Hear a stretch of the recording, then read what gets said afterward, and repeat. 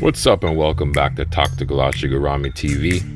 And here we are with our very first gameplay at BBgun Osaka.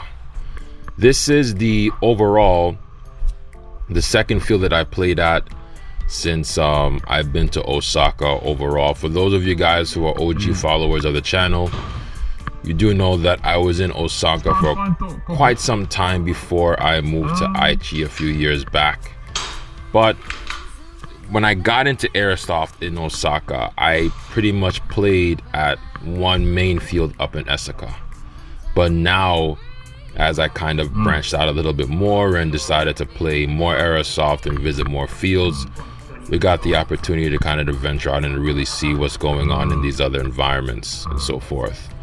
So, interestingly enough, you know, the game style at this particular field is very tight for the most part, very tactical and not that robust as you might think. In most situations, you're not going to really find yourself in positions where you're going to have to really move and shoot, such as the way it is with a lot of other fields such as Xera's and some of these other places where you're going to play and you're going to get a really good mixture of contact. Usually a lot of these guys, what they tend to do is they'll get to a favorable spot or a position and they'll kind of camp it out, so there's not really that much movement. But because the corners are really tight and they're really dark, it's pretty difficult to navigate the very first time, so you have to mitigate a lot and be aware of a lot as you play through both stages. Now, the first floor is really interesting because it's like an office stage that pretty much has one main lane that you play through. So whoever dominates that line or that lane basically is in control of the whole entire firefight situation. I do have some gameplays in this particular lane space that you will see definitely sometime in the future. The majority of the games that you're going to see being played are going to take place on the second floor, which is called the Dimension Field. Now, the Dimension Field is really interesting because the way it's set up, there's like a whole lot of different corners and little creeks and crooks and nannies that you kind of have to go through to kind of navigate to get from one place to another.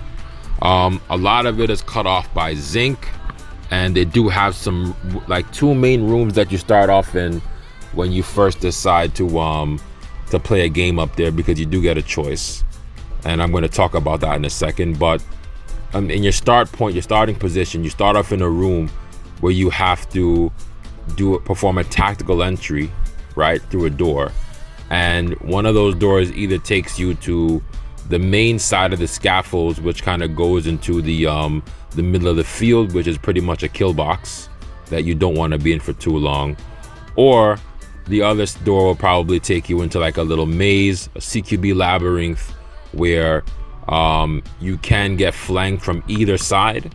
So you really have to be cautious of the way that you go. Going up to the upper levels, like the scaffolds, is somewhat of a risky move, especially if you are a little bit heavier and people can kind of hear where you're coming from or whatever the case is. But for some reason, a lot of people tend to go up there and camp and shoot or whatever the case is. So that's just kind of interesting in itself.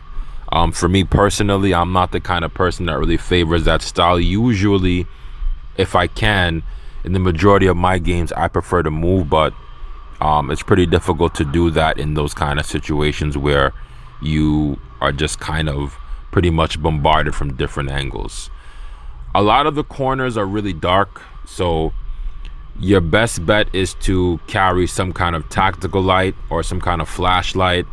Anything with 200 or 300 lumen is fine. If you want to go slightly above, that's also fine as well. And some of the rules that they do have in regards to gear is a little bit interesting, to say the least. So one of the interesting dynamics involving this field when I first came here was that they allow blind fire. Hopefully I'm mistaken, but I asked the the store owner several times, and he did tell me that blind fire was allowed. So that was just kind of like a little interesting thing. Not that I do that, but anyway, also you can use laser beams if you have them. So like any kind of laser sight, like for example, like a hybrid O-light on a pistol is fine. But as long as the light is red, the laser is red, then you're good to go as well. And there was the occasional fully auto games. So they do play fully auto games, and I did play one, and it was recorded. So you will see that somewhere down the line as well. The way how everything is initially set up is in your first time going into the field, they have you watch a safety video. There's a mandatory safety video and a sign-up process that usually takes anywhere from about maybe 10 to 15 minutes. Once that's done, they pretty much take you inside of the main lobby, the safe area that you guys saw in the other video, and they take you through a safety course, basically in terms of what you do inside of the facility in order to mitigate any risks or damage or anything like that to you or any of the property inside of there for the most part. And then once that's done, you get a barcode, and basically in order to play each game, you have to log in with your barcode like a game of Call of Duty. So there's like a lobby, you pretty much chill in there. It's like a cafe.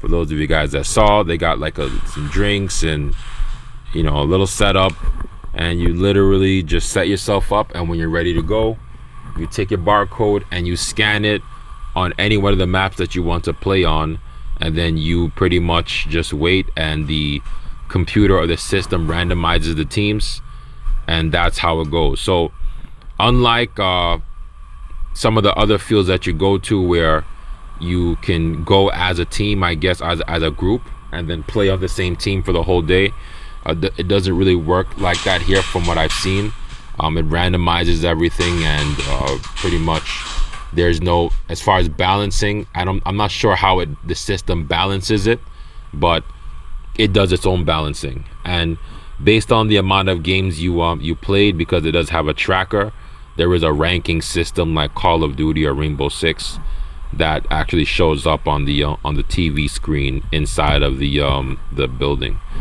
They do have also some movie handgun memorabilia as well, such as like the USP compact from the 24 action series, the John Wick HK45, and there's another pistol. There's like a Mark 23 SOCOM. I'm not sure if that's from like Metal Gear Solid or something, but they have those guns up, and a bunch of other ones, mainly display pieces. But as far as the gameplay is concerned, somewhat balanced, very tight.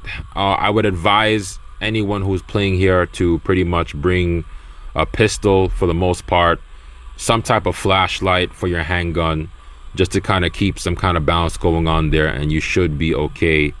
I believe so. As long as you have those things, you should be good to go as well. So for the most part, handgun gameplay has been really good. So far, some of the handguns I've used on this particular map are the USP and the Glock, and I believe the Staccato, just to name a few. There's a few others I might have missed, but this isn't going to be the only field that I'm going to play at, because the action is not fast. To me, it's definitely not as fast as Xera. It's a little bit different. So I'm not sure if that's something that a lot of people are going to want to see and appreciate, but we're going to put the gameplay out and see what the reception is. And however you guys think about it, if you have any questions or any comments, just feel free to comment whatever you guys think. And there will be more gameplay coming relative to everything that I did promise as well. In addition to that, I want to try some of the other fields that they have here in the Kansai area, especially the outdoor field, so we can get some outdoor gaming going on.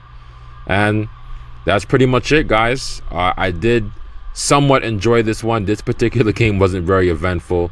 These guys tried to stalk it out and shoot from different positions, and I did my best to kind of move and keep myself a little bit hard to hit. And I waited for my opportunity and I took it, and there's going to be a lot more like this. So You guys know what it is.